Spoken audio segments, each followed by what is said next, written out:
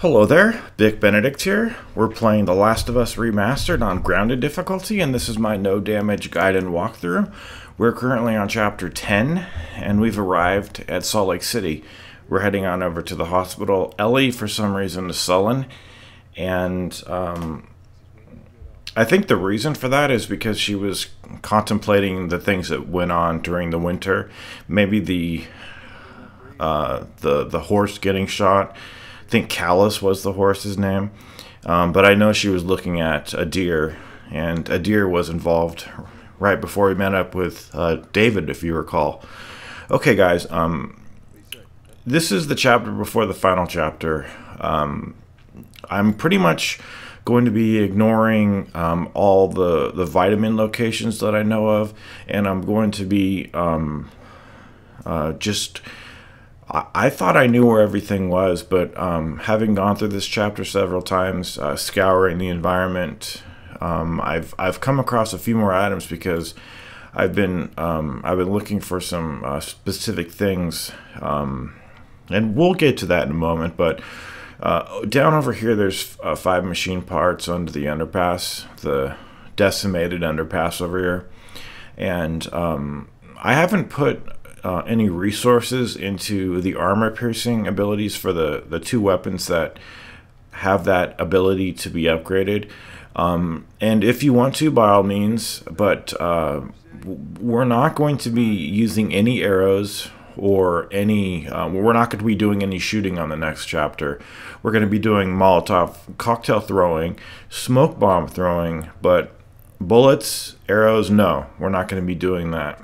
And why I mention armor piercing is because the enemies in the next stage have body armor, and if you don't have armor piercing upgrades, it's going to take you twice as many bullets to put down enemies, and with resources being so scarce, it's going to be it's just not a good idea. It's just not a good idea. You're going to run out of ammunition. And the arrows can't do anything to pierce armor. There is no upgrade about armor piercing. So the main problem is that since you can't silently take down enemies in this game with body armor, because it's going to take 2 shots. Now, sometimes you can get away with it, but I'm telling you, the times that you can get away with it, they're very slim, because what happens is you first got to shoot the enemy. You've got to knock off, say you go for a headshot, you've got to knock off his helmet, and then you've got to very quickly shoot him again, because by the first time you shoot him, he gets aggroed, and if you don't put him down like immediately, he's going to aggro all the enemies in the room. So I'm not gonna mess around with that. There are 2 upgrade benches in this chapter, and I honestly don't think I'm going to put too many second thoughts into what I'm going to be upgrading. I'm not upgrading any armor piercing for obvious reasons. I'm not going to be shooting. The next stage is the last stage. I won't be covering the epilogue, but I will show you every location of items that I know of on this stage that aren't vitamins. We did just the vitamins. Just the hell, you don't need any fucking vitamins. Like the vitamins, yeah, early on in the game they were fine. And then it brings us to the dilemma of right after the second shiv, right after the second workbench in this chapter, there's the shiv door, and I don't think it has anything that's going to benefit me right now. There is a shiv door in the next stage that has some explosive power that I'm hoping to use to craft a smoke bomb. So if you're going to be following my strategy, and I would highly suggest that you follow my strategy and don't do any shooting, because it's going to take you a little bit of practicing to do what I'm going to show you. But like letter for letter, you can follow my strategy, and you might not even need any practicing. Like I'm gonna get you through it, and you're not gonna need to worry about any any bullets. So don't worry about any bullets. Just worry about having enough Molotov cocktails and enough smoke bombs. How many is enough? Well, at least 2 and 2. At least 2 and 2. I'm probably going to end up with 3 and 3, but I've done it with 2 and 2. I'm just going to be I'm going to be going through the chapter once again because I had some rendering issues that were the results of a capture issue ultimately. So that's why I'm going through these sections specifically to show you exactly where all of the items are that I know about. Okay, so the bad thing about the next part is that the next chapter, that is, the tunnel is very simple. I'll get you through it with extreme ease. The next chapter, it strips you of all checkpoints, so you've got to do 2 main rooms without any checkpoint, and we're talking about some very dense rooms with the laddermost room. Oh, over here, that can help you craft a shiv. It's also going to be something of an annoyance too. Here's toolbox 5. We're also going to be coming across the first of the 2 workbenches over here. I'm just going to pick up the items near the workbench. I'm not going to access this workbench right now because I know there's another one coming up, and I'm just going to accumulate some items right now too. You're not, like I said, also you're not going to need any arrows for the next part as well, for the next chapter. So after we get out of this bus area, there's going to be another arrow for us, and I think I've got about 9. So I'm going to use my arrows on the stationary runners, and also 1 clicker that's going to be standing in my way. So what I'm going to do now is I'm going to equip any weapons that have a scope, just so I can zoom in.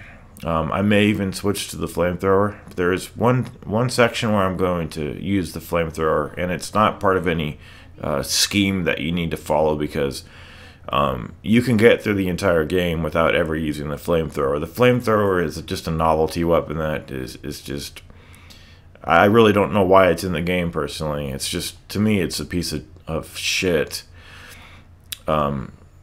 But here are some items that I didn't know existed. So when you jump down here, you want to double back. And over here, there's some important items. One of them is a blade. And I think it's a blade, and well, the spare parts are debatable, because at this point, we're pretty much done with upgrading anything like that. So I am going to equip my flamethrower just because there's some ammunition for it coming up, and I just want to reload real quick. So when you come up here, there's going to be a stationary runner over there. There's a bloater over there to the left. There's also 2 more bloaters, and just a host of runners and clickers wandering around this area. It's an incredibly intimidating area. And I've got to tell you, I'm gonna use the arrows on these stationary clickers, guys, because I hesitate to call anything that Naughty Dog does broken, but the methods that I use to come up to these clickers is always the same. I go at the same speed, and I have no weapon drawn. I have the flashlight on. And sometimes they just aggro. You approach them, and you don't have to be grazing the analog stick because they don't have sensitive hearing like the clickers do. I'm also going to have a lot of seizures over here just for fun, but I invest too much time in these sections to deal with the what I'm going to unhesitatingly say the brokenness of these stationary runners. I have no idea why they're broken, but you can do the same method of approaching them with the flashlight on, going at the same speed. Sometimes they just aggro, and it's a goddamn nuisance. And anyway, it's a shame. It's a big shame. Over here you've got alcohol, a knife piece, and some explosive powder too. So there's a whole bunch of good shit over there for you to pick up. I mean, that's not funny, man. Okay, and then over here on the side tunnel, there are 3 stationary runners, and I have many takes of me successfully stealth killing these guys, but I'm not going to need any more arrows, and I'm telling you, it's just flat out broken. I'm not going to mess with it anymore. And I hate saying that it's broken, but I can't think of any other word to describe what's going on other than it's absolutely just fundamentally fucking broken, and it's a damn shame. So I'm not screwing around with it anymore. Now, when you come up here, if you want to take a right, where one of the runners are, stationary runners are, now there is a piece of cloth to the right if you want. I forgot that it was over there. The more expedient way to get through this area is to go straight away up here. If you want to go to the right, there's a piece of cloth over there. And you can, of course, just double back to where we are now if you want to. But just remember, if you are in need of a cloth, there is one over there to the right. That's, I think, the only thing I missed on this chapter outside of a couple of vitamins. Okay, guys? So after we get to the workbench and the shiv door, I'm going to call it wraps for the commentary. I hate to cut and run on people, but there's a lot of things that I need to do. I need to get moving, and oh, this is the final thing that you need to do over here. You need to get a headshot on the clicker. Now, if for instance you fail to get a headshot on this clicker, he will aggro. But I've had the game be quite generous with me sometimes about missing a headshot on that guy, getting a body shot, having him kind of do his little song and dance where he gets alerted, and then putting him down again with a second body shot. And none of the bloaters over here or the clickers aggroed. So the game was quite generous, actually. But that only happened once, and I don't know how often in the game does that, but try to get a headshot. I know sometimes it's hard to see where the point of the reticle is when the clickers are bobbing their heads up and down. Now you want to be quiet over here, and I formerly thought that Ellie dropping the box over here was enough to cause enough noise for these bloaters and these clickers to aggro, but it's not the case. They do not aggro from any of these events over here, as long as you don't make any sudden moves. Her knocking the box off does not cause any noise, and I'll prove it to you. Watch this. See this? No one heard a thing. No one ever will hear a thing. The only time they'll hear something is if you start sprinting when you get on top of this, but by the time you're on top of this, you're home free. Like, they can never hit you. So if you do sprint off of this, they will hear you. But like I say, by that time you're in the clear, well beyond the clear.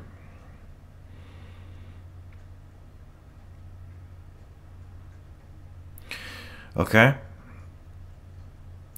Now we need to knock a ladder off for Ellie, and then we're going to be dealing with one more little event with a clicker, but you do have a checkpoint for it, and it's the reason I have the flamethrower equipped. Just for no other reason than I might as well use the flamethrower once on this campaign if I'm going to use it at all.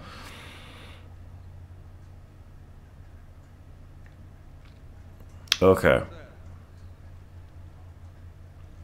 So just mantle up here,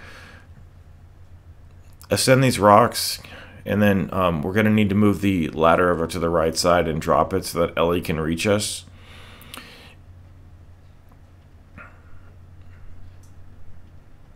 It would be nice if you could move a little bit more quickly with a ladder when you're holding it, but this is a game where the movement speed is pretty arguably slow, even when you're holding a button that's supposed to make your character go fast, but he just does this little pathetic jog that's way too slow.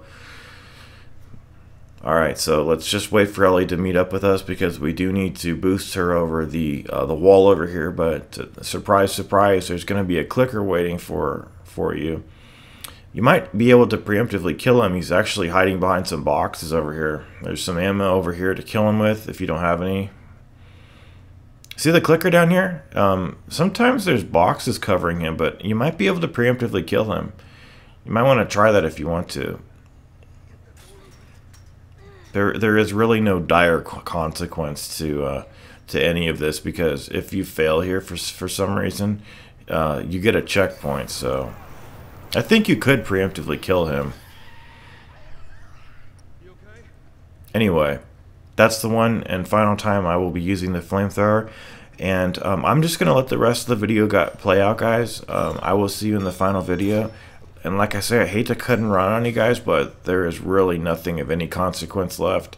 So that is it for chapter 10. I've actually done this chapter about 5 times now. Commentary and all, I've just not been satisfied with it. So that's another reason why I do prefer to cut and run. And I hate, like I say, I hate to do it, but sometimes you've got to do things that you hate to do. Take care.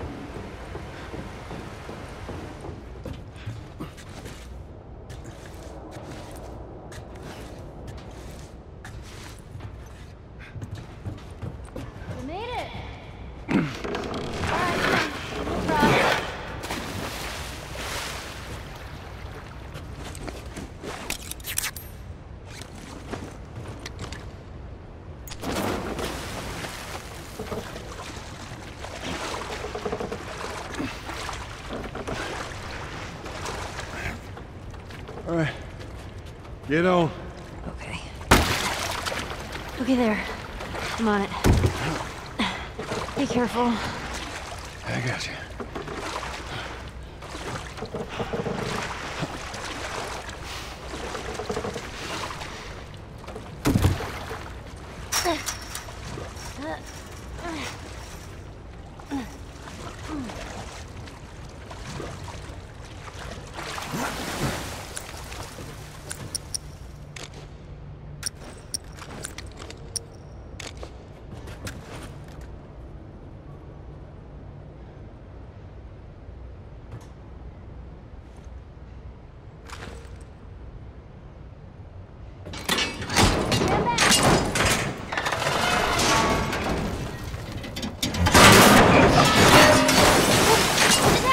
Damn ladder broke off the wall. Now what?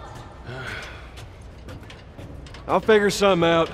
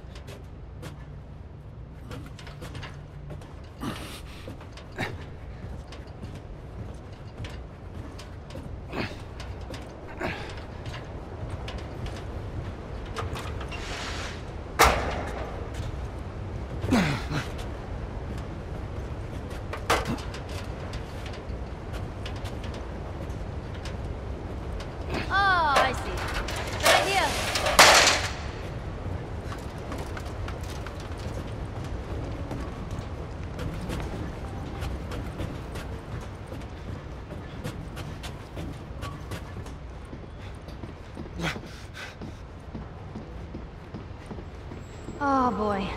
Just let me go ahead, and you follow my lead. Okay, right behind you.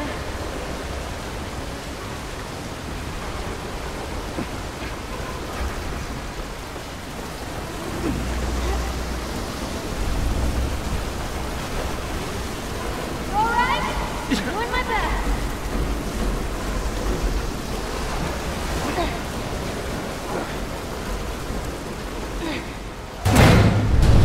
Okay, come on, jump. You're gonna catch me? I got you. See? You didn't even need me. Let's get the hell off this thing.